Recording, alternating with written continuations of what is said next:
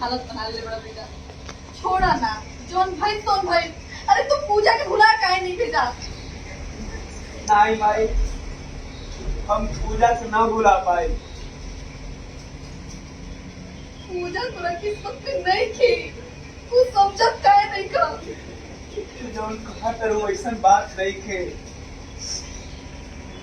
पूजा हमरा किस्मत का रेखा है। आ किस्मत का रेखा को वो हाथ से अलग ना होकेला। हम कहीं ना कहीं से अपना पूजा के ढूंढने में कामयाब हो जाए। हमरा समझ में नहीं किया कि हम करी तो क्या करी।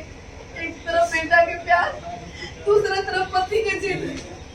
हे भगवान, हम बात पे कुछ करी, हमरा कुछ समझ में नहीं किया। सुनो भाई, थोड़ा चिंता किला की कोनो जरूरत नहीं थे। बस आशीर्वाद दा, हम अपना पूजा के ढूंढने में कामयाब हो सके। बेटा, पूजा यदि तुम्हारा किस्मत की रेखा में बाड़ी ना, तो वो जरूर मिली है, जरूर मिली है।